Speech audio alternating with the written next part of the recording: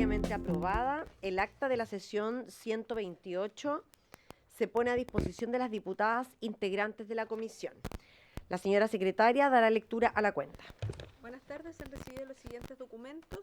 Un oficio de la Superintendencia de Educación, mediante el cual, en respuesta a oficios de esta comisión, remite oficios en relación con denuncias de acoso laboral, violencia de género y ausencia de medidas de protección en establecimientos educacionales de la región de Los Ríos. Se detallan dos casos principales. El primero corresponde al Instituto Técnico Profesional de Lifén, administrado por la Municipalidad de Futrono, y el segundo caso corresponde a la Escuela Rural Curiñanco, administrada por la SLEP de Valdivia. Un oficio de la Directora Nacional del Trabajo, mediante el cual remite un informe de la glosa número 7 de la Dirección del Trabajo, correspondiente al cuarto trimestre de 2025, correspondiente a la Ley 21.643 sobre prevención y protección contra el acoso laboral, sexual y violencia en el trabajo. Un oficio reservado al Ministerio de la Mujer, mediante el cual da respuesta un oficio de la Comisión en relación con el fallecimiento de doña Camila González Ñanco, enfermera del CESFAM Clara Estrella de la comuna de Los Espejos, quien presuntamente habría tomado la decisión de quitarse la vida como consecuencia de hostigamiento laboral. Un oficio del Ministerio de la Mujer, mediante el cual remite un informe de ejecución presupuestaria del segundo semestre y cuarto trimestre del 2025, glosa 07 del Servicio Nacional de la Mujer y la Equidad de Género, glosa 06 del programa Mujer y Trabajo y glosa 05 del programa Prevención y Atención de Violencia contra las Mujeres. Y una comunicación de la bancada UDI, mediante la cual informa que el diputado Daniel Ilayú reemplazará en esta sesión a la diputada Flor Baise. Eso es todo, Presidenta. Muchas gracias, secretaria. ¿Alguna palabra sobre la cuenta? ¿No? Bien. Vamos a, como lo vimos la semana pasada, tenemos la necesidad de invertir el orden de la tabla y poner los puntos varios primero. Para eso vamos a solicitar el acuerdo para unos oficios pendientes anunciados la semana pasada. Primero, a la Defensoría de la Niñez para que evalúe si la solicitud de la Contraloría General de la República, efectuada mediante el oficio número 3818 del 2026, dirigido a los servicios de salud, donde se habría requerido información individualizada y sensible de niños, niñas y adolescentes beneficiarios del programa de acompañamiento a la identidad de género PAI, vulnera la legislación vigente, emita un pronunciamiento formal sobre su legalidad y su impacto en los derechos de los niños, niñas y adolescentes, determine si corresponde ejercer acciones legales o administrativas y recomiende estándares de fiscalización compatibles con la protección reforzada de la niñez. 2. A la Contraloría General de la República para que explique el fundamento jurídico que habilitaría a requerir datos sensibles de menores de edad conforme a las medidas de resguardo de confidencialidad adoptadas. Reconsidere el requerimiento adecuándolo a información anonimizada y general y si se evalúa el impacto de dicha actuación en los derechos fundamentales de la niñez. 3. A la ministra de Salud solicitándole que, con la mayor celeridad posible, firme y publique la actualización de la norma técnica que regula la aplicación de la Ley de Interrupción Voluntaria del Embarazo en 3 causales, con el objeto de resguardar la continuidad, correcta implementación y fortalecimiento de este derecho ya consagrado en la ley, lo que ha sido solicitado por diversas organizaciones de la sociedad civil, entre ellas organizaciones feministas de derechos sexuales y reproductivos y del ámbito de la salud. Son esos 3 oficios que quedaron pendientes para tomar acuerdo la semana pasada. ¿Tomamos el acuerdo en general para enviar los 3 oficios? Acordado. Bien, vamos a pasar entonces... ¿Ah, sí? Perdón, yo voy rápido. Sí, por favor, diputada Mix. Muchas gracias, Presidenta. Varias organizaciones me han alertado de algo muy preocupante, que se trata de la demora de la firma de la actualización de la norma técnica que regula la aplicación de la ley IBE. Y si bien las mismas organizaciones reconocen que el Ministerio de Salud ha avanzado en el proceso de actualización de la norma, no hay respuestas concretas de la tardanza en el trámite. Nos preocupa que esta exigencia se siga postergando, poniendo en riesgo la salud y la vida de las mujeres, porque si insistamos en el mismo oficio, pero para que sepan que lo estamos solicitando. ¿Sí? Y es por eso que pedimos que se oficie a la ministra por eso. Muchas gracias. Gracias, diputada. Eso era justamente lo que estábamos viendo, porque es importante que ese compromiso de ese trabajo y de esa certeza, ¿no?, para para que las mujeres puedan ejercer sus derechos, quede claro en este gobierno, ¿cierto? ¿Diputada muy un punto varios? Sí. Muchas gracias, presidenta. Saludo a nuestros invitados que van a sumarse después de esta mesa. Yo quería traer a colación una situación que se arrastra desde lo que fue la mesa de género y COVID, muy antigua, ¿cierto?, que surge desde el Senado y que participaron muchas orgánicas feministas. En ese momento yo no era diputada, pero participé de esa instancia. Y en ese momento se sacó una declaración en relación a la situación que estaban viviendo muchas mujeres criminalizadas por el uso medicinal de cannabis a raíz de denuncias de exparejas por motivos de violencia de género, de despecho, utilizando esta herramienta. Y lo hicimos ver en la senadora Dina Muñoz en ese minuto encabezaba esto, porque esta es una situación que se repite. Nosotros aprobamos y se promulgó el 23 de mayo de 2023 la norma, ¿cierto?, que regula el uso medicinal del cannabis y el cultivo para estos usos, la cual no ha tenido ninguna bajada, ningún protocolo. Y en estos meses, presidenta, me ha tocado recibir las denuncias de mujeres, incluso en condición de discapacidad, que a pesar de contar con sus recetas vigentes han sido allanadas con violencia, perturbando el hogar a los niños menores, niñas y niños, con todo el trauma que esto significa para finalmente someterse a procesos, incluso a veces pidiendo prisión preventiva. O sea, hemos tenido que poner recursos de protección, y esto sigue ocurriendo. Y de nuevo, cuando vemos que basta una denuncia anónima, que muchas veces detrás esconden estas situaciones de violencia de género para desencadenar este proceso. Entonces, ¿qué quisiera solicitar desde la mirada de que las mujeres están siendo principalmente afectadas por esto? Pedir al Ejecutivo que a más de 3 años promulgada la ley, hagan alguna bajada, algún protocolo. Las policías hoy día desconocen la ley porque no se les ha hecho bajar ningún protocolo y esto sigue afectando principalmente a mujeres que son madres y que sufren estas situaciones de que se utiliza esta herramienta para... y termino con esto para que vean cómo esto afecta. Hubo una situación muy grave hace 2 años atrás en que una persona salió fallecida por un ataque de narcos a un cultivo medicinal y era una pareja. Él fue asesinado por los narcos, muerto, y la mujer llama a pedir ayuda a Carabineros y finalmente la detienen a ella. Y hoy día ha pasado 2 años y medio de ese fallecimiento, de ese asesinato, en que ella además es testigo protegida, la están formalizando a ella por la situación que vivió su pareja muerta. Entonces, se da cuenta que tiene, y estamos hablando de todo esto con ley vigente.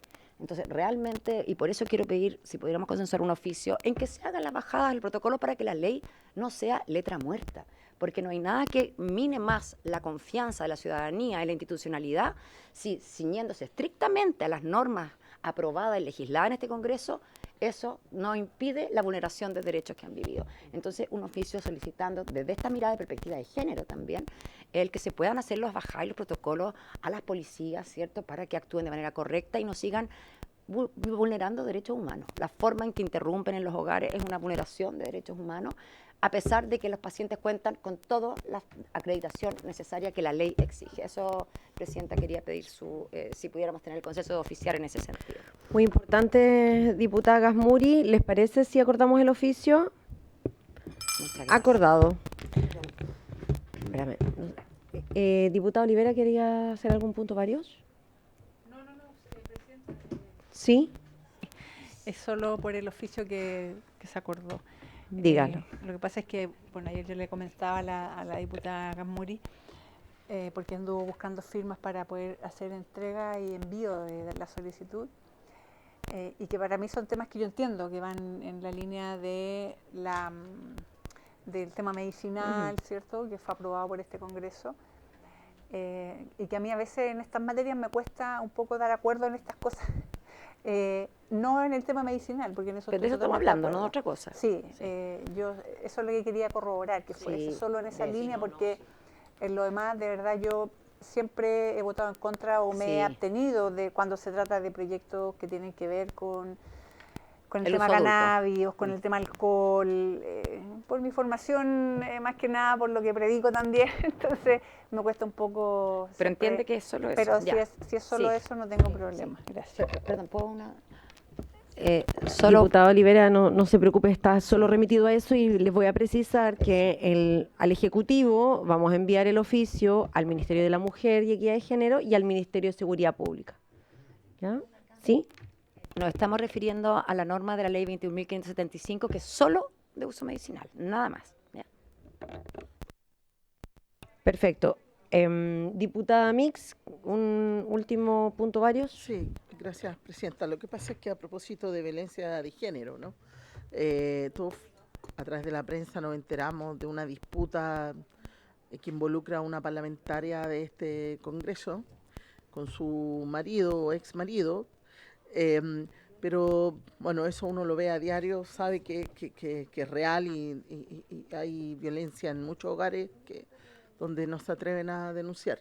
Pero más allá de aquello, presidenta, lo que a mí me preocupa, y yo lo quiero, y quiero pedirles un oficio por eso, es que yo en muchas oportunidades en el comité, en la reunión de comités, planteé dos cosas. Una, que habían parlamentarios que usaban baliza, que no están autorizados a usar baliza porque se supone que solo los integrantes de la mesa pueden tener vehículos que son de propiedad de la Cámara y que tienen baliza. Y dos, yo también oficié en una oportunidad respecto al uso de guardaespaldas o de personal de policía, tanto de la PDI o de carabineros. Lo que ocurrió, al menos lo que salió en la prensa, en la denuncia, es que estos dos, además dos, guardaespaldas o personal de protección policial que tiene esta parlamentaria, habían actuado contra la ley, finalmente, sin una orden de un ministerio, de un tribunal, para sacar a su marido de la casa.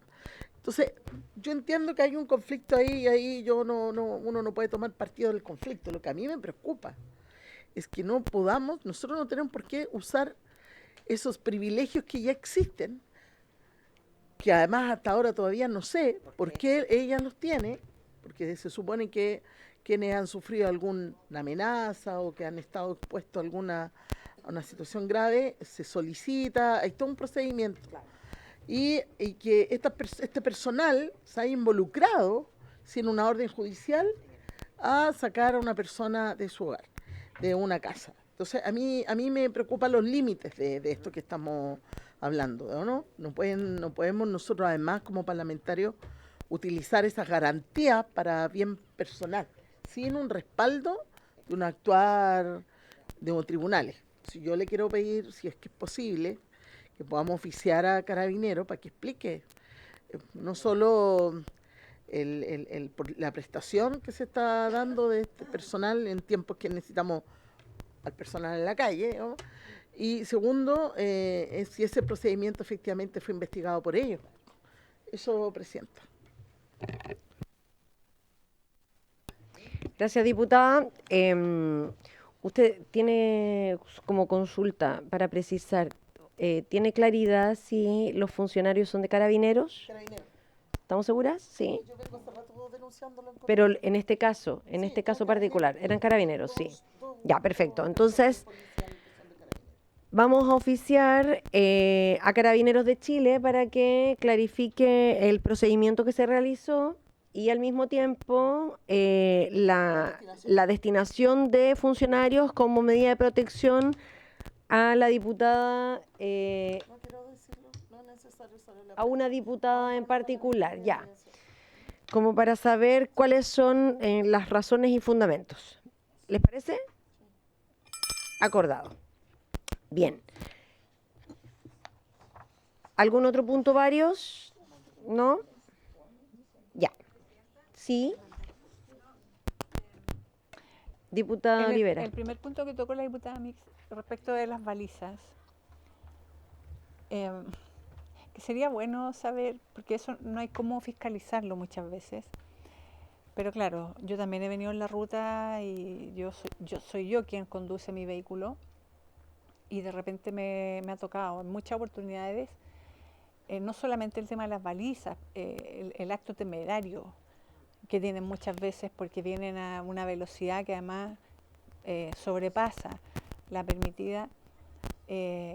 Entonces sería bueno saber cómo desde el Congreso se fiscaliza o se le pone en el fondo un discopare a esto, saber en el fondo por qué algunos sí, otros no, Porque si todos usáramos baliza, ok, pero bajo la normativa que nos corresponde a todos los ciudadanos, que es mantener la velocidad que corresponde en cualquier lugar de la ruta. Gracias, Presidenta. Diputada. Muchas gracias. Lo que pasa es que por lo menos un año vengo pidiendo exactamente lo que acaba de solicitar la diputada Olivera en la reunión de comité, de que se mandara un instructivo a todos los parlamentarios diciendo que está prohibido el uso, porque está prohibido el uso de baliza. Yo también he visto a más de algunos y alguna pasar por el lado. Si se ven involucrados en un accidente, donde además pueda salir dañado un civil, al final todos somos culpables, pues, ¿no? Entonces yo lo planteé muchas veces. A lo que se comprometieron en su momento el presidente Castro fue hacerle llegar a todos los parlamentarios una nota explicando que estaban prohibidos, que no se podían ocupar, que lo único que estaban autorizados a tener en sus vehículos balizas eran los autos que entregan la cámara para la mesa, los únicos que tienen baliza. Pero cuéntenlos, por favor, o sea, son muchísimos. Entonces, yo insistí mucho. La verdad que deben estar los registros, las actas de las reuniones de comité, la cantidad de veces que pedí que por favor se prohibiera o que se multara de alguna forma a aquellos que estaban hoy día cometiendo esa irregularidad. Por eso que yo me sumo a...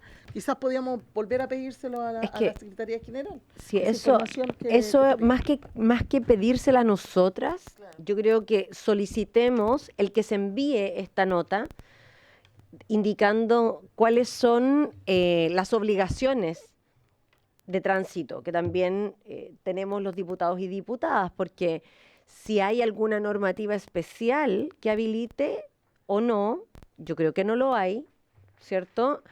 Y que se refuerce el que son infracciones de tránsito, en caso de exceso de velocidad es gravísima, ¿no? Por las implicancias que puede tener además en carretera.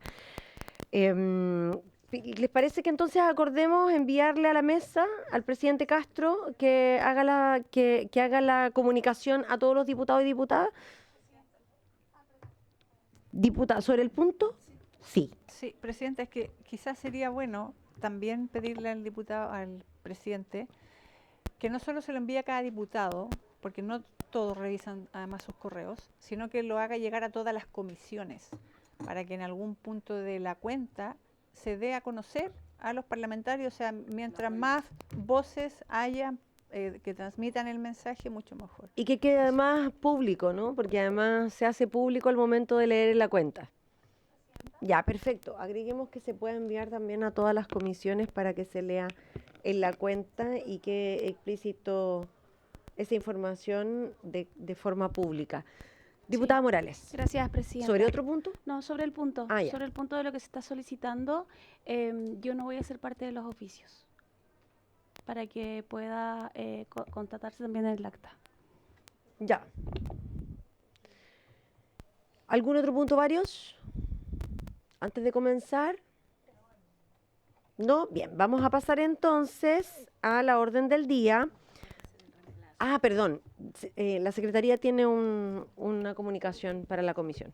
Lo que pasa es que se acaba de recibir una nota por la cual se está comunicando que el diputado Cristian Moreira reemplazará a la diputada Natalia Romero en esta sesión. Entonces, si hay unanimidad para aceptar el reemplazo.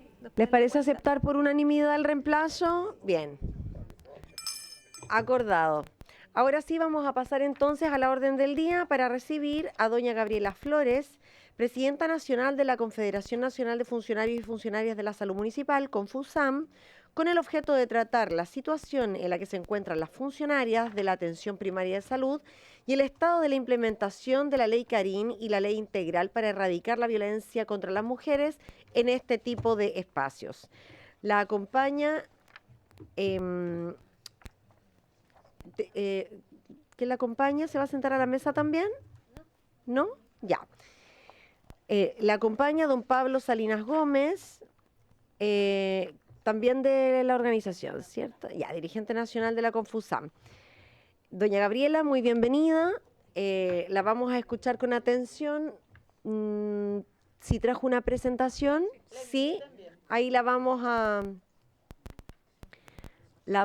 poner en pantalla.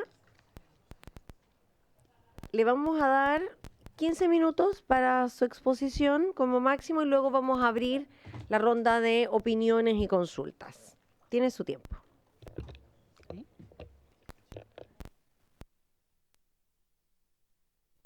Bueno, primero que nada, saludar a las señoritas diputadas y diputados, agradecer que a nuestra organización se le haya invitado para que conversemos y veamos la situación que hoy día nos afecta con respecto a la ley Karim, que para nosotros fue algo positivo que esta ley se aprobara, pero en la práctica, la realidad de lo que vivimos, los trabajadores y trabajadoras de la salud municipal, desde Arica Magallanes, ¿ya? Porque somos la organización que representa a estos trabajadores, ha sido bastante polémica, para ser suave, dado de que no se consideran muchas situaciones. Bueno, nosotros con respecto a este antecedente queremos señalar que la ley 21.643 se dictó con el propósito de erradicar el acoso y la violencia laboral, ¿ya? Mejorando un ambiente en los lugares de trabajo. ¿Se ha cumplido? No. La ley ha resultado ineficaz.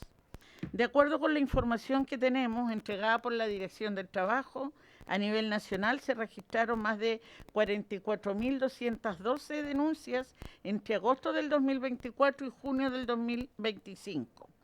Los datos del suceso indican que las medidas más aplicadas fue la atención psicológica temprana, presente en el 71% de los casos. También se registraron otras medidas como separación física en los lugares, que es un 43%, trabajo remoto un 5% y suspensión de funciones en un 4%. La ley Karim en la atención primaria, bueno, nosotros, la salud municipal, las denuncias bajo esta ley se presentan en 3 instancias, ante el empleador, que son nuestros alcaldes, ¿ya? En las direcciones de trabajo, que son las corporaciones municipales, y en la Contraloría, que tiene que ver con los departamentos de salud, ¿ya? Generando 3 procesos con dificultades particulares que impiden realmente su efectividad. Las dificultades que hemos tenido ante nuestros empleadores, bueno, las municipalidades han demostrado ser ineficaces en la aplicación de la ley, así como incapacitar a los funcionarios sobre la misma, lo que ha generado una ola de denuncias, las cuales muchas veces carecen de sustento, provocando un colapso respecto de la cantidad de sumarios que se están realizando en las comunas, lo que resulta en retraso más allá de los plazos que establece la ley para este tipo de procesos. Hay total ausencia de fiscales especializados con enfoque de género, así como falencia en materias preventivas, como de reglamentos enfocados en la prevención del acoso y acciones ante esta situación. Cuando las denuncias involucran a las jefaturas y a los directivos municipales, suele ser presentada ante la Dirección del Trabajo, organismo que inicia la investigación de rigor. El problema, en opinión de nuestra organización Confusan, es que los procedimientos de investigación desarrollados por las inspecciones del trabajo no contemplan las mismas reglas que los procesos llevados por el empleador. No hay fiscal. Presentaciones de descargo, reposiciones por parte del inculpado, además de no respetar los plazos legales previstos en la misma ley, que son 30 días corridos, excediéndose excesivamente los tiempos de tramitación. Principalmente esto nos ocurre en la región metropolitana, Valparaíso y en la 8ª Biobío.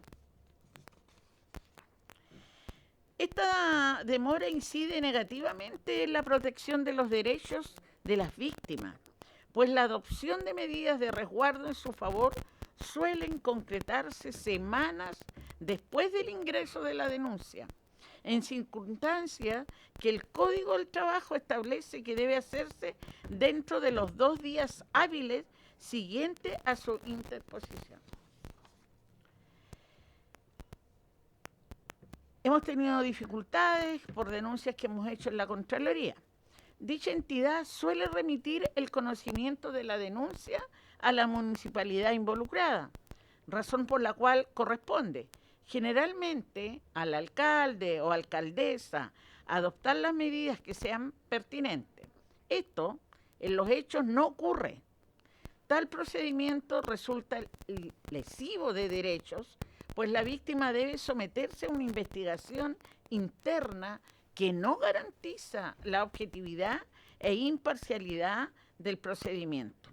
Ante esta situación, los funcionarios y funcionarias afectadas se ven en la obligación de interponer denuncias de tutela laboral ante el juzgado del trabajo para así obtener alguna medida que los proteja.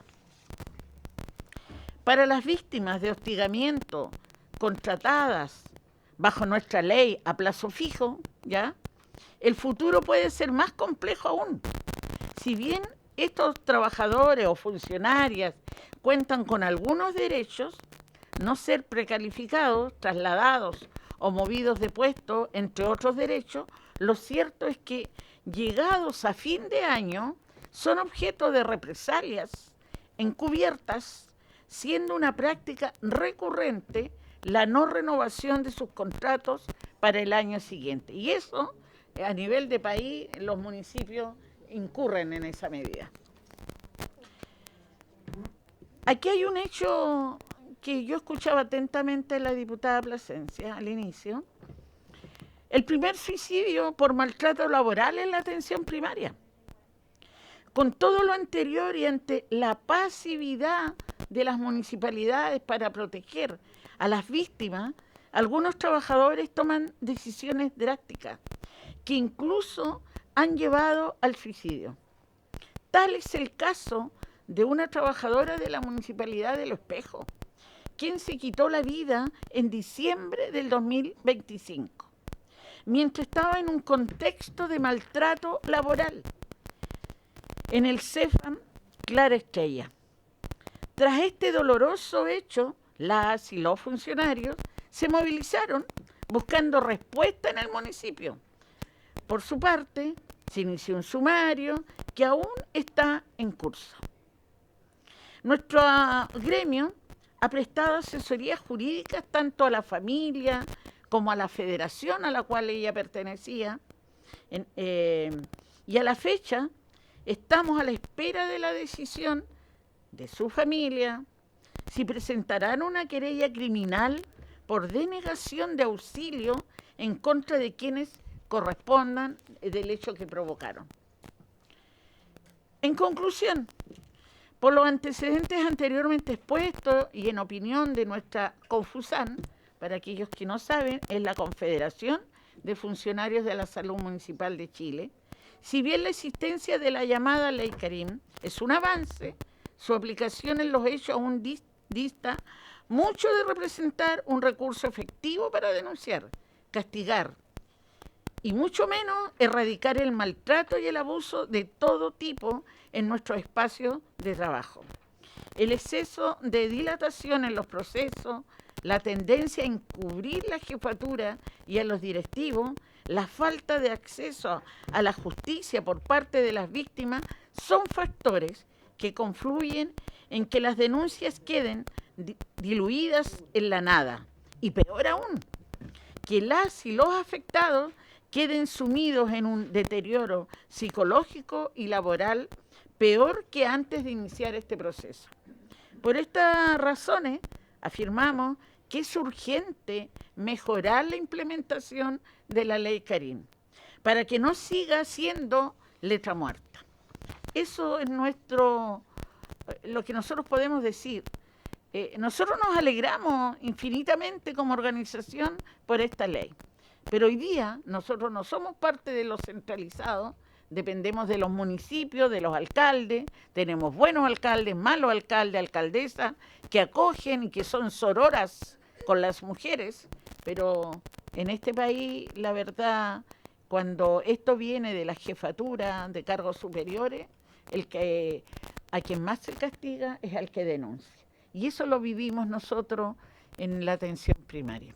Por eso solicitamos, con todo el respeto y la humildad de nuestra organización, mejorar esta implementación de ley, porque así no podemos seguir quienes cumplimos una función pública. Eso, señora Presidenta.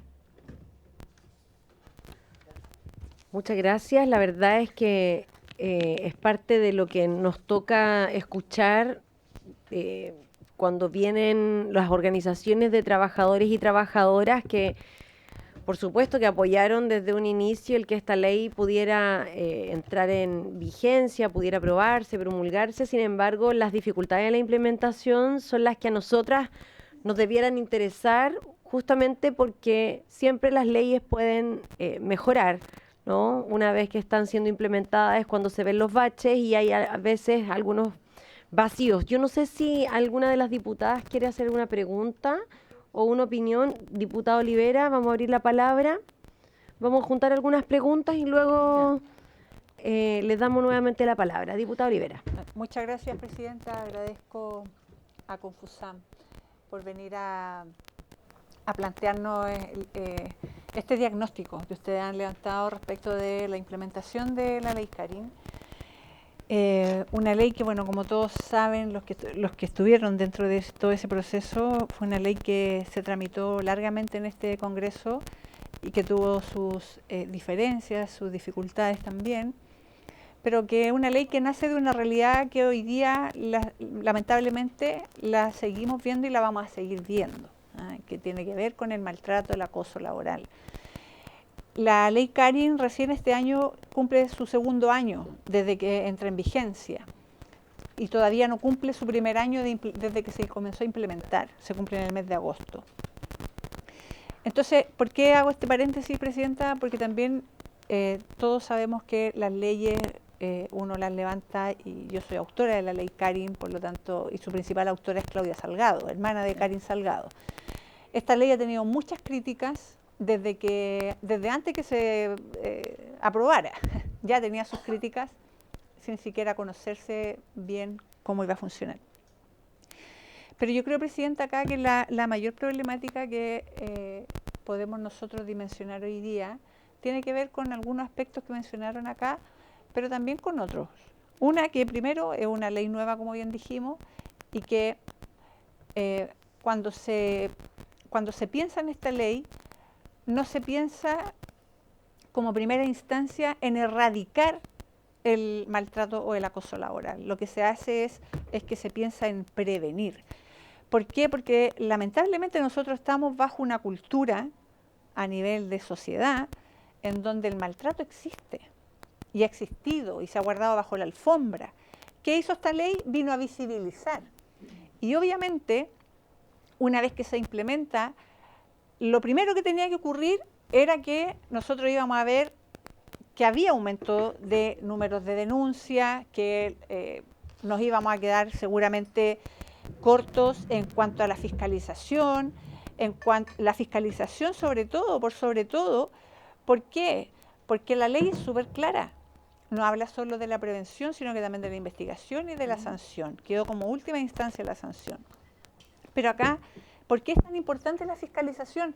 Porque precisamente cada institución, cada empresa, cada organismo es el encargado de hacer la bajada de los protocolos de acuerdo al lugar de trabajo donde cada una de los trabajadores o trabajadoras desarrolla su campo laboral.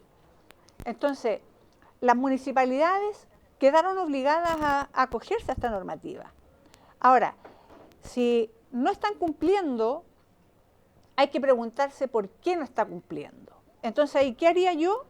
Bueno, pedirle a la Dirección del Trabajo, que es la principal, en el fondo, el principal organismo en donde se recurre, porque está Contraloría también y otras más, pero la Dirección del Trabajo, inmediatamente solicitarle, y se puede hacer, Presidenta, si a la Comisión le parece bien, solicitar una supervigilancia a las municipalidades o a los organismos en donde ellos puedan intervenir y pedirle a cada institución que tiene que velar y fiscalizar porque se esté llevando los protocolos, porque se esté cumpliendo con el reglamento, bueno, solicitar la supervigilancia, para saber qué es lo que está ocurriendo.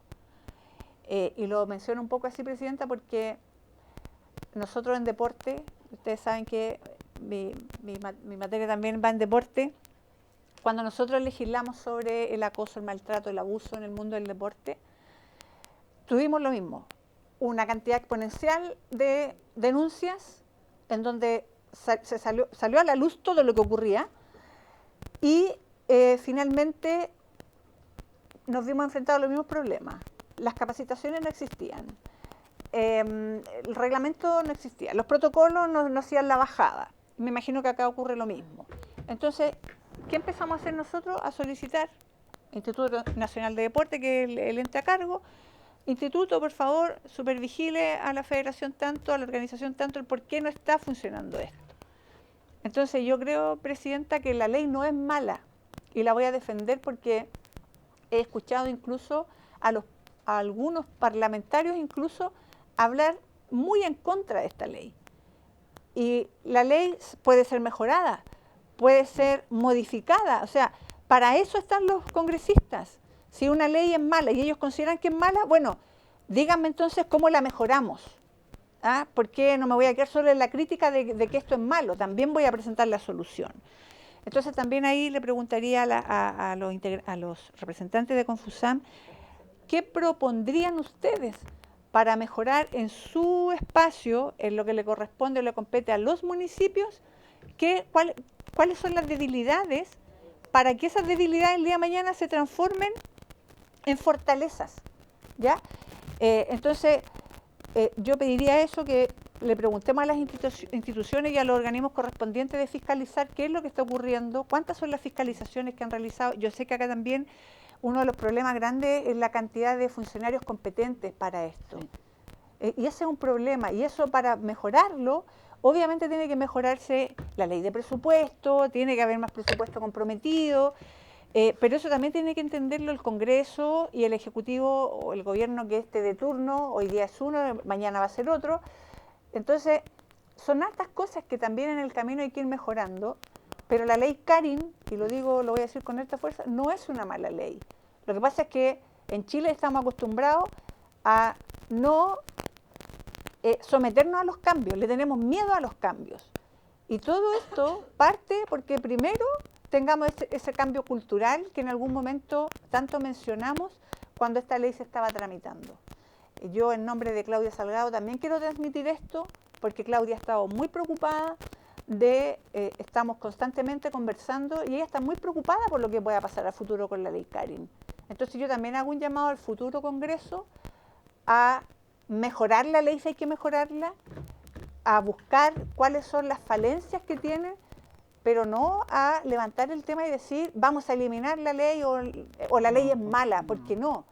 Yo creo que ninguna ley es mala si nosotros somos capaces de buscar las mejoras. Gracias, Presidenta. Gracias, diputada Olivera. Sin duda creo que podemos estar de acuerdo. Yo creo que es importante ir identificando cuáles son esos nudos críticos justamente para mejorarla. Y como usted decía, diputada, no puede haber una ley que sea mala cuando el objetivo es prevenir la violencia y el acoso laboral y el acoso en distinta índole en el ámbito de los trabajadores y trabajadoras. Por lo tanto, cuando ese es el objetivo, lo que tenemos que hacer es mejorarla sin desnaturalizarla y darle más herramientas. Entonces, con esta información que además nos trae la Confusam y lo que usted solicita, hagamos el oficio correspondiente. Ya vamos a pedir de acuerdo al tiro para el oficio por si acaso. Pero, bueno, ¿es independiente o es para complementar? Ah, ya. Entonces, compleméntelo para el oficio. Muchas gracias, Presidenta. Ahora sí la saludo, Gabriela y acompañante. Por supuesto que lo que nos describe es una realidad que conocemos, que la hemos visto y lo hemos visto en nuestro distrito, en casos particulares, y vemos con mucha impotencia la lentitud de los procesos, la falta de fiscales, ¿no? Y que finalmente La víctima muchas veces termina ella siendo alejada, aislada, terminando en procesos de deterioro de salud mental. Sabemos todo lo que ha ocurrido. Y en ese sentido también quería contarles que recogiendo y rescatando lo que dice la diputada Olivera, presidenta, esta no es una mala ley, esta es una buena ley, efectivamente, pero que ya el tiempo que hemos visto en funcionamiento nos ha permitido darnos cuenta de algunas cosas, y en ese sentido contarles que yo tengo ingresado el proyecto de modificación de la ley Karin, justamente haciéndonos cargo de estos aspectos, y lo que ocurre es que en este momento está en examen de admisibilidad la oficina de parte, y lo que hace esta modificación que estamos presentando es que modifica el estatuto administrativo y municipal para hacer partícipe a las asociaciones en los protocolos y otras materias relacionadas con la implementación de la ley. Básicamente tiene varios aspectos más, pero lo central es eso. Entonces yo creo que ya tenemos un trabajo avanzado, que quizás ponerlo en común con las organizaciones y ver la forma de empujarlo, ¿no? Porque justamente hemos estado recogiendo esto que están planteando ustedes y que lo conocemos bien todas las parlamentarias por lo que hemos visto en nuestros distritos.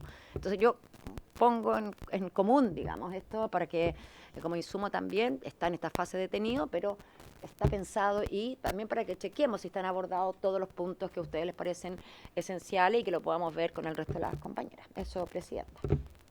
Ya, entonces, ¿les parece que acordemos el oficio que solicita la diputada Olivera, que tiene que ver con enviar a la Dirección del Trabajo, y yo agregaría también a la Contraloría, porque tiene ámbitos distintos de acción y sobre institucionalidad diferente, para que nos envíen información de diagnóstico respecto a la implementación, las estadísticas que ellos tengan, pero además que hagan un análisis de los principales nudos críticos y de posibles mejoras con ello, ¿cierto?, a la ley, que podrían ser complementarias a lo que está planteando la diputada Gazmuri del proyecto de ley que está en admisibilidad. Ya, pero pidamos primero los oficios, ¿les parece?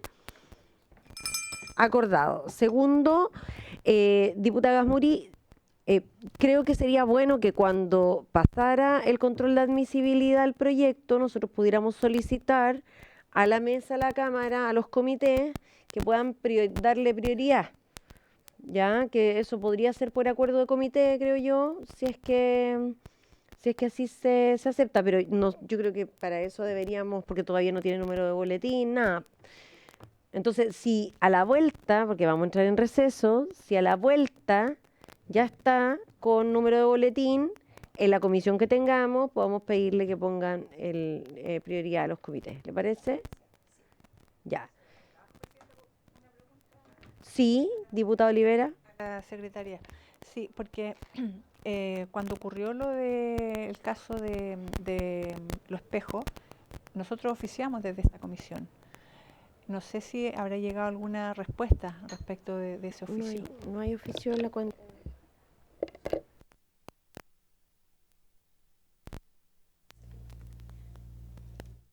Vamos a revisar, me parece que yo no recuerdo, al menos desde que a mí me toca estar, porque eso fue hace poquito, ¿cierto?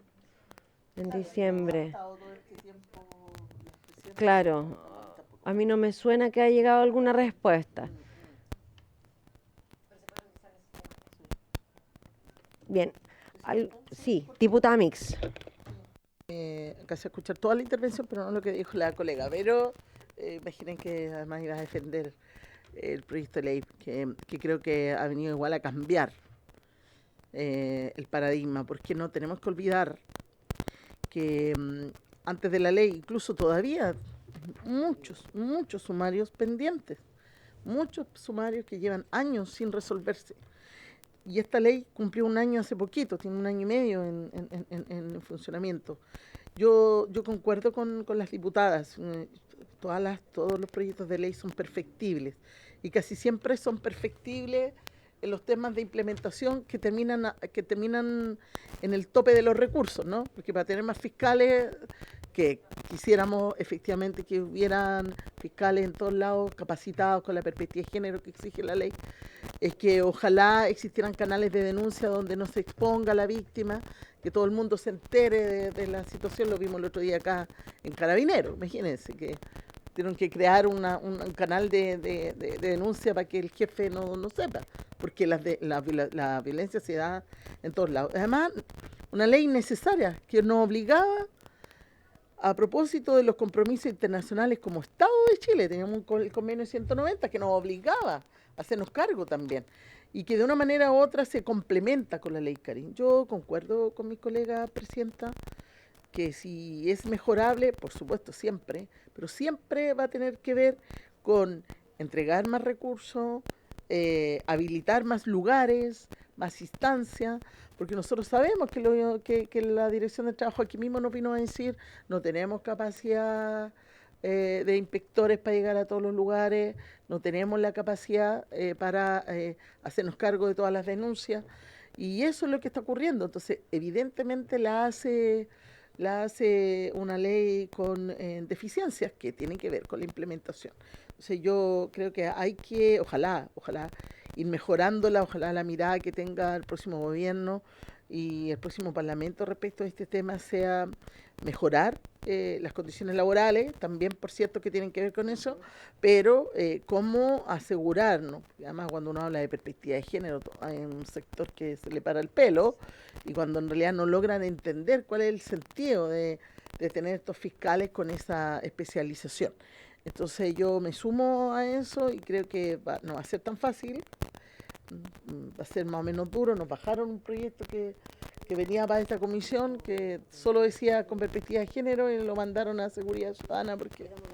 Exacto. Entonces yo creo que esto requiere, sí o sí, del actuar de la sociedad civil para poder avanzar. Es bueno que ustedes presionen, que nos vengan a decir que esto no está bien y vengan a decirlo de nuevo después del 11 de marzo, porque es necesario que también se hagan cargo otros que van a continuar en esa labor. Eso, Gracias, diputada Mix. Qué bueno que lo mencionó, porque dos cosas.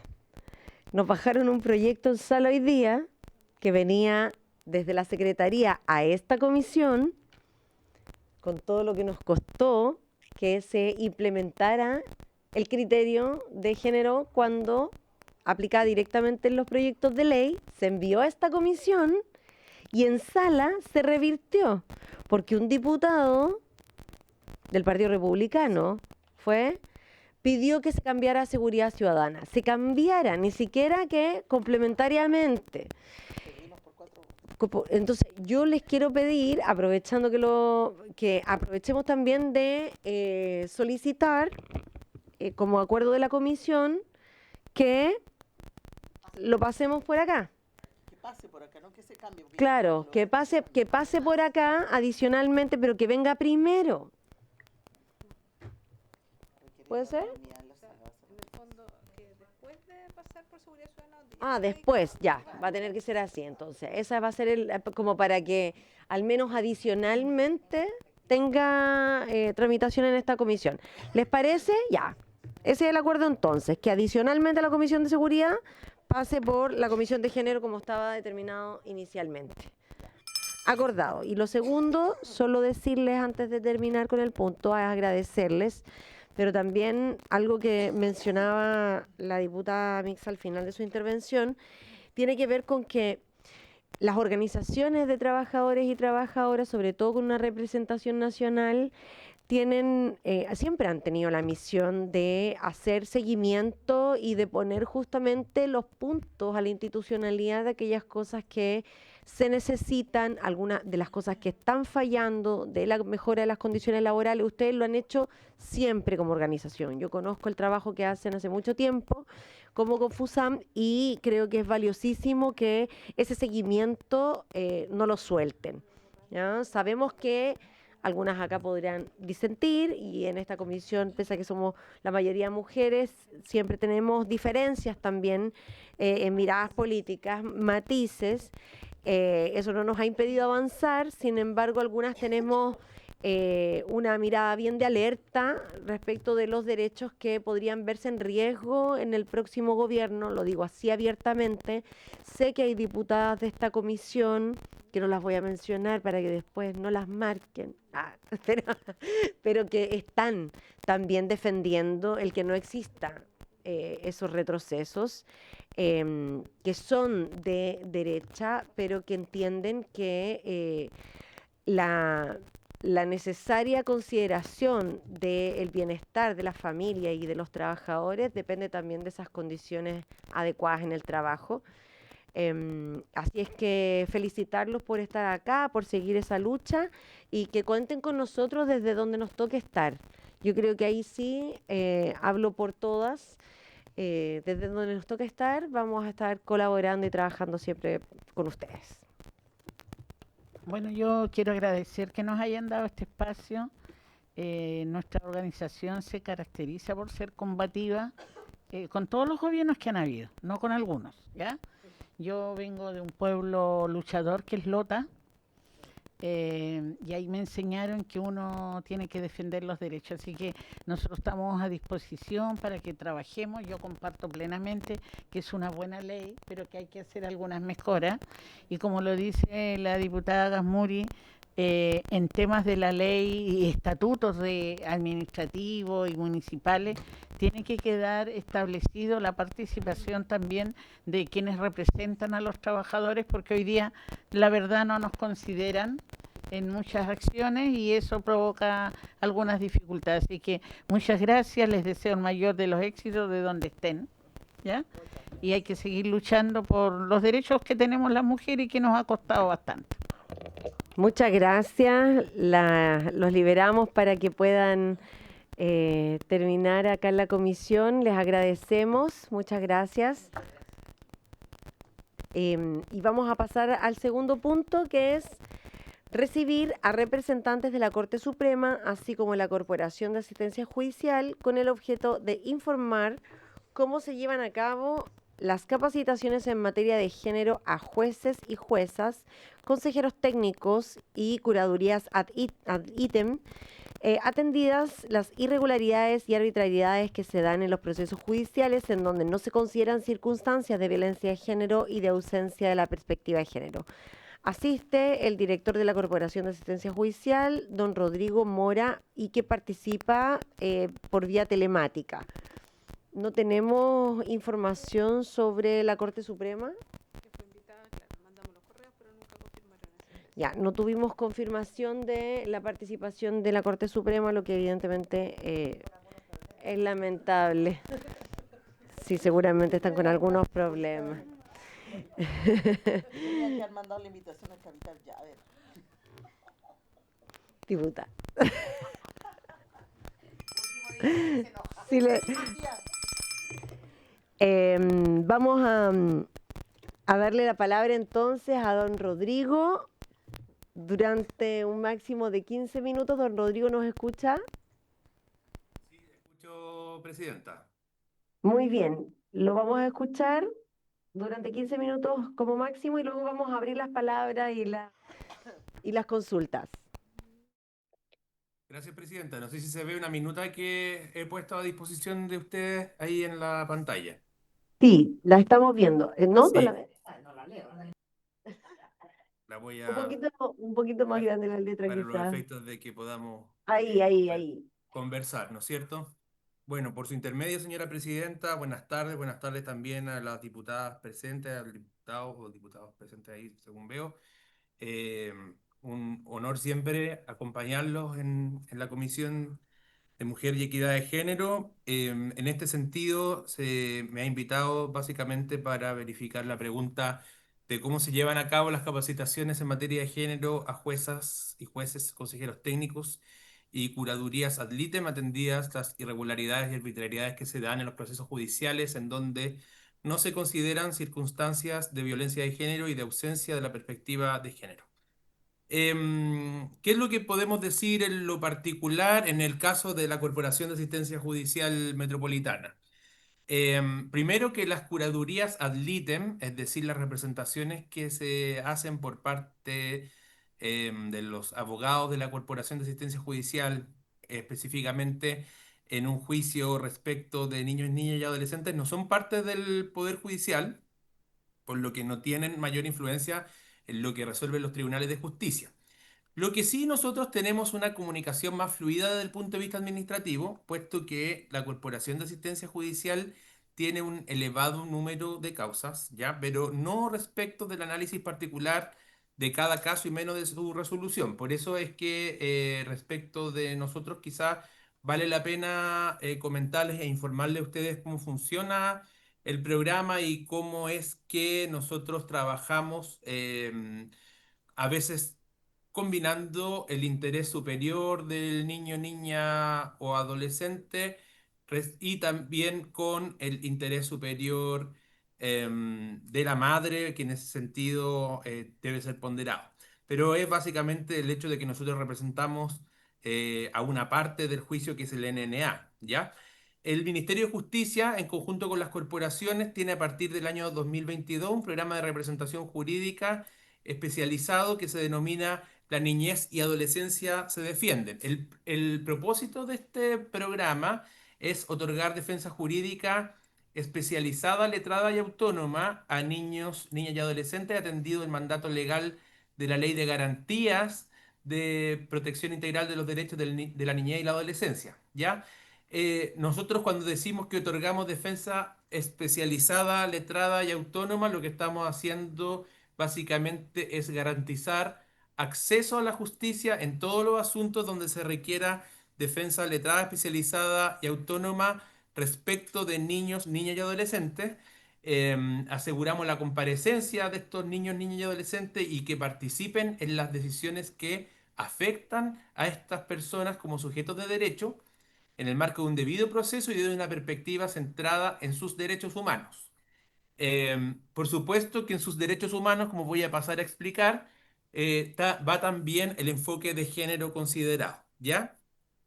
Eh, la representación jurídica de los NNA se materializa, como les digo, en la defensa de los intereses de causas conocidas por los tribunales de justicia, todo tipo de juzgados, porque no solamente se pueden expresar estos intereses en los juzgados de familia, sino que también en juzgados del trabajo e incluso en organismos administrativos. ¿Ya? Entonces, lo que nosotros hacemos es básicamente trazar estrategias jurídicas para que se obtenga la restitución de los derechos y si corresponde gestionar los medios para alcanzar la reparación de las consecuencias de las vulneraciones que pudiesen haberlos afectado, considerando la oferta programática total del Estado, ¿ya? Sabemos nosotros que el sistema de garantía y protección integral de los derechos de la niñez y la adolescencia tiene una oferta grande, es decir, donde no solamente está el servicio de la Corporación de Asistencia Judicial, sino que también está Mejor Niñez, puede estar Reinserción Social, está el Ministerio de Desarrollo Social con su diferente oferta programática, en fin. Entonces, básicamente el hecho es que nosotros somos representantes jurídicos y también, en segundo lugar, gestionamos los medios para alcanzar la reparación de las consecuencias de las vulneraciones que pudieran haber afectado a estos niños, niñas y adolescentes. Y como digo, en este trabajo hay un enfoque de género desde ya, pero por supuesto respecto de los NNA. Nosotros asumimos la curaduría del ítem, atendemos las necesidades jurídicas de los NNA, ¿no es verdad? Ejercemos las acciones y defensas de los NNA en los asuntos que han sido designados como curadores al ítem a través de la representación que yo ya les había comentado, que es letrada, especializada y autónoma. Ujú.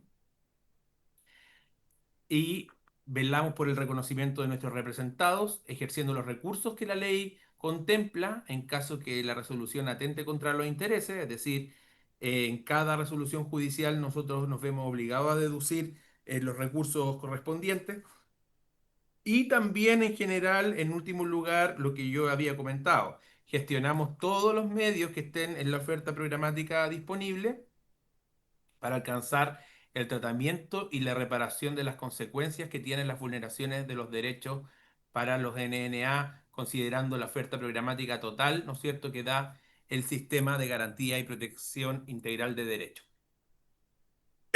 Perdón, como yo les decía, su señoría y parlamentaria y parlamentarios presentes, este programa considera el enfoque de género respecto de los NNA, es decir, establece el oficio que crea el programa, que es un oficio del subsecretario de Justicia de la época, hoy ministro don Jaime Gajardo, del año 2022, que el ejercicio de la representación jurídica de niños, niñas y adolescentes considera una multiplicidad de enfoques orientadores en su actuar. entre ellos el enfoque de derechos humanos, el enfoque de protección integral, el enfoque de género, de desarrollo evolutivo, de diversidad, de discapacidad, de interculturalidad, interseccional, de justicia amigable, intersectorial y de redes. Todos esos enfoques finalmente se van ponderando, ¿ok? Y aquí para ir al análisis específico de la pregunta, para ver qué tan pertinente puede ser esa pregunta respecto de lo que ve esta Corporación de Asistencia Judicial sobre curadurías ad litem. Como yo ya les comenté en el desarrollo o en la parte general de esta exposición, nosotros estamos obligados a aplicar el enfoque de género en la implementación de la línea, ¿ya? Eso es primeramente porque la población objetivo del programa es mayoritariamente femenina, en concordancia con la ley y con las reglas de Brasilia, que son las reglas sobre acceso a la justicia con personas con vulnerabilidad. ¿Ya? Y desde la implementación del programa, tanto los profesionales en la parte interna, es decir, en nuestro back office, como también con las personas que atienden, están capacitados y capacitadas con enfoque de género de manera periódica. Aquí tienen ustedes que la mayoría de los NNA representados en causa aquí que están acá, ¿no es cierto?, aceptadas del año 2022 al 2025, son mayoritariamente femeninos, esos representados, femeninas las representadas, diríamos 256.242 personas acumuladas, y con causas vigentes 88.000 y tantos versus 78.000 que son de varones. Por lo tanto, es una línea que es predominantemente femenina, por lo tanto estamos obligados a actuar con enfoque de género. Respecto de esa parte del programa, no se han detectado barreras estructurales y prácticas discriminatorias que afecten a mujeres y niñas en materia de acceso a la justicia. Es algo que nosotros cuidamos mucho.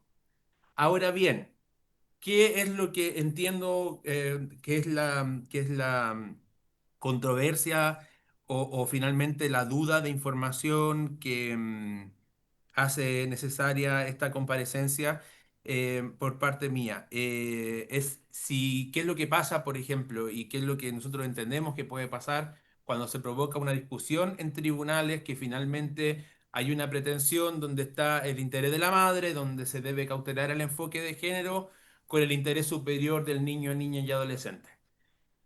Nosotros entendemos que ahí se pondera el interés superior analizando todos los factores, incluido el enfoque de género, y entendemos que ahí, al menos en el caso del curador ad litem, considerando sobre todo nuestro mandato, hacemos privar el interés superior del niño, niña y adolescente eh, sobre otros factores. No necesariamente el interés de la madre es el interés superior del niño en el caso de algunas causas que tenemos. Esto es absolutamente teórico, no estoy proponiendo nada en sobre un caso particular. Pero acá un ejemplo nuestro típico, cuando la madre pierde el cuidado personal de los niños, ¿no es verdad? A quien no ha brindado protección. Esa madre ha generado, digamos, un entorno donde ese niño está expuesto a violencia o maltrato. La mujer, a su vez, también es víctima de violencia. Y si uno mira ese análisis, el curador vela finalmente por la seguridad del niño, niña y adolescente y garantiza la restitución de derechos, eh, aun cuando la madre, digamos, esté bregando por el análisis, o sea, por la pretensión de cuidado personal. ¿Ok? Del mismo modo, quisiera relevar que existen resoluciones de los tribunales de justicia que no están incorporando el enfoque de género, ni tampoco ponderando suficientemente el interés superior del niño. Y en ese sentido nosotros estamos obligados a apelar o deducir los recursos que sean necesarios. Eh, pero esto siempre, y acá es bueno considerar, nosotros somos parte de un sistema donde finalmente somos una pieza de algo más global que es la ponderación que realizan los tribunales de justicia. Quienes deben aplicar el enfoque de derechos en este caso son los tribunales y los esfuerzos se orientan a asegurar que nuestra actuación esté adecuada con los estándares constitucionales, ¿no es verdad?, legales y convencionales vigentes, como son las reglas de Brasilia. Por lo tanto, no nos corresponde, en términos generales, hacernos cargo de lo que significa la resolución final del asunto, sino que solamente en lo particular la defensa del NNA y también dejándole muy tranquilamente, transmitiéndole la tranquilidad de que el enfoque de género se encuentra bien cuidado respecto de nuestras representadas niñas y adolescentes y que, por supuesto, estamos abiertos a cualquier tipo de preguntas y observaciones sobre el particular presidente. Muchas gracias, don Rodrigo. La verdad es que ha sido bastante concreto y enfocado en lo que se le envió para esta citación. Yo no sé si hay alguna pregunta u opinión de las diputadas sobre la exposición de don Rodrigo.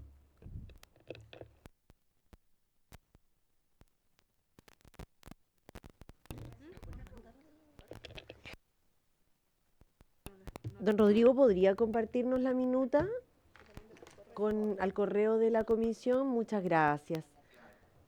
Para que podamos tenerla a la mano. Diputada Olivera.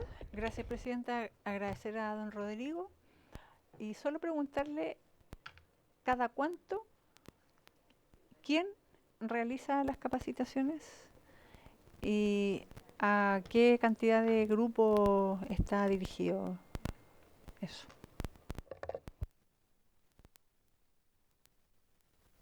Rodrigo, disculpe, acumulamos dos preguntas para que pueda responder. Muchas gracias. Diputada Gasmuri. Muchas gracias, presidenta. Saludo a Rodrigo por su intermedio, con quien he tenido el gusto de conversar muchas veces por estos temas, ¿cierto?, que tienen que ver particularmente con los casos de familia, evidentemente. Y yo quisiera hacer la pregunta, porque hizo una mención, ¿cierto?, que la perspectiva de género no siempre estaba incorporada en los fallos de la Corte, ¿cierto? Y quisiera hacer una pregunta en relación, ¿qué pasa con los peritos que intervienen, ¿cierto?, con sus peritajes en estos procesos de familia? ¿Por qué lo digo? De cuidado personal, ¿cierto? Porque me ha tocado revisar varios de esos peritajes en que, incluso de connotados profesionales, y que cuando uno los lee con detención es impactante la ausencia de perspectiva de género. Y que esos peritajes finalmente están llevando, por ejemplo, a que se le dé el cuidado personal al padre en vez de a la madre. Y de verdad que al leerlos es impactante. Entonces yo entiendo que probablemente excede lo que ustedes capacitan, ¿no? Pero me gustaría saber cómo se aborda el tema de los peritos, que son un insumo importante para el trabajo de ustedes, estos peritajes. Porque efectivamente, y me refiero a peritos prestigiados, pero que al leerlo uno no puede creer que eso se esté escribiendo en este siglo, de esa manera y con esas descripciones. Entonces, ¿qué pasa con los peritos y qué capacitaciones tienen ellos en cuanto a perspectiva de género? Gracias, presidenta. Muy bien, ahí con esas dos le damos la palabra a don Rodrigo. Gracias. Primero, nosotros somos 1.220 funcionarios, de los cuales la mitad, relativamente cerca de 600 personas, ¿no es cierto?, tienen una formación jurídica que está atendido a la línea de infancia, ¿sí? Hay que recordar que nosotros tenemos dos líneas de infancia. La primera es el denominado programa Mi Abogado, que se preocupa de las vulneraciones de la infancia que son de mayor entidad, ¿no es cierto?, con niños, niñas y adolescentes que están polivictimizados y que se encuentran en modalidades de cuidado alternativo, básicamente. ¿Sí? O sea, nosotros trabajamos ahí con Mejor Niñez muchas veces en lo que significa el trabajo en residencia. Y la niñez y la adolescencia se defiende es básicamente un programa que está focalizado en las curadurías ad litem, según lo que vimos. Todos estos programas de infancia están correctamente capacitados desde el Ministerio de Justicia. Hay una capacitación que es concreta y anual, y hay una capacitación regular que está establecida en un programa anual de capacitación, el cual tiene eh, cursos y diplomas abiertos según postulación para todas las personas que trabajan en las líneas. Por lo tanto, ahí existe yo creo que un entrenamiento bastante bueno, digamos, en lo que de enfoque de género se trata en lo particular. Pero también con el sentido que a nosotros el enfoque de género, según nuestro mandato, es uno de los enfoques que debemos resguardar. Eh, Respecto a lo que se señala sobre los peritajes, bueno, hay que entender que el perito, el informe pericial es un medio de prueba, es un medio de prueba donde la designación del perito es externa a la Corporación de Asistencia Judicial y que se entiende finalmente que el perito, como auxiliar de la Administración de Justicia, tiene un conocimiento científicamente afianzado en virtud del cual da su dictamen y que ese informe de perito puede impugnarse o no. Y nosotros en ese caso no le podría decir, diputada, que tenemos como una línea particular de impugnación al informe de perito, sino que tratamos siempre de resguardar el interés superior del niño en lo particular. Entiendo que pueden existir casos, particularmente entre nosotros hemos conversado sobre alguno de ellos en particular, ¿no? Donde pueden haber discrepancias entre lo que se denomina el interés superior del niño con el enfoque de género que tiene que tener, digamos, respecto de la madre. Y como le digo ahí, diputada, por supuesto, en ese puzzle, en esa ponderación de diferentes intereses, son los tribunales de justicia, quizás para nuestros colegas de la Corte Suprema, quienes nos tienen que dar ahí la orientación respecto de esos actores que de la Administración de Justicia cuya designación pertenece exclusivamente a la excelentísima Corte Suprema y a las Cortes de Apelaciones en su caso. Muchas gracias, don Rodrigo. ¿Alguna otra diputada quisiera intervenir? No, bueno, vamos a dejar este tiempo no solo como, como una primera sesión. Yo creo que esto va a requerir de todas maneras la mirada de representantes de la Corte Suprema, porque de lo contrario nos queda un poco en el aire, cojo, incompleto.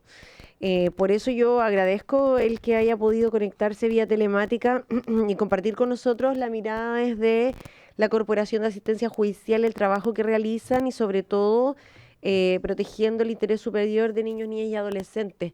Creo que el Estado no siempre, pero ha ido teniendo más herramientas, pero sigue estando en deuda en muchos de estos aspectos. Entonces, para nosotras desde esta comisión es importante relevarlo, ponerlo como tema y por eso le agradecemos su presencia y voluntad.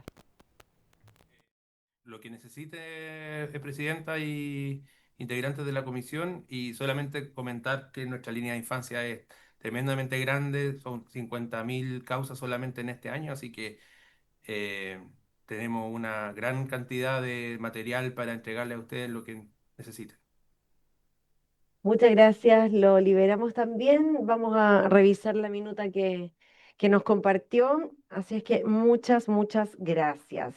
Y dejamos ahí anotado que se requiere también una segunda sesión para que vengan los representantes de la Corte Suprema, ya, acordado. Bien, ¿estamos listas? Quiero desearles un buen receso, colegas. Nos merecemos también a la Secretaría que hace su trabajo de manera bastante diligente, con mucha proactividad y son colaboradoras que son insustituibles para nosotras como comisión. Así es que también decirles que a las colegas que nos vamos a ver en marzo, la primera semana, y ahí vamos a tener nuestra última comisión. Desearles que descansen y que lo pasen bien, porque también sé que trabajan mucho y lo merecen. A los trabajadores y trabajadoras que también nos acompañan, a los asesores, la gente de la biblioteca que siempre está presente. Ya, si vamos a un receso nomás. No nos despidamos tanto. ¿Me da un minuto, Presidenta? Le doy un minuto. Diputada Mix. Sí, es que quiero hacer extensiva la invitación a toda la Comisión de Mujeres y Equidad de Género. Muy bien. Para que el día 4 de marzo en la biblioteca del Congreso, la biblioteca bella del Congreso que tenemos acá, vamos a hacer la presentación de la segunda edición del libro del Parlamento Sensible a Género. Y ustedes son tan invitadas, además le hemos pedido a la presidenta de la comisión que pueda dirigir unas palabras también, porque a propósito de lo que estamos conversando, la necesidad de ir avanzando en en el ejercicio, ¿verdad?, profesional, institucional, de la incorporación de la perspectiva de género en el quehacer. Esta sola creación como Comisión de Mujer y Equidad de Género permitió un avance exponencial de la discusión de proyectos con contenido de género en este Parlamento y el beneficio finalmente que se ve reflejado en tantas ciudadanas, ciudadanos, familias también completas. A propósito de las leyes que hemos discutido, incluida la ley Karin también. Entonces yo creo que, Presidenta, es muy importante contar con el apoyo de ustedes, la presencia de ustedes. Esto va a ser el 4 de marzo. En la biblioteca les va a llegar la invitación formal a toda la comisión. Muchas gracias, diputada Mix. Vamos a difundir que esto va a ser también una iniciativa que usted lidera y que además le ha puesto harto cariño y que además va a tener un documento que queda público y para la posteridad. Creo que es importante también ese aporte y reconocerlo. Con toda la ley actualizada. Fantástico. Fantástico, así que quedan todas y todos invitados y por haberse cumplido el objeto de la sesión, esta se levanta.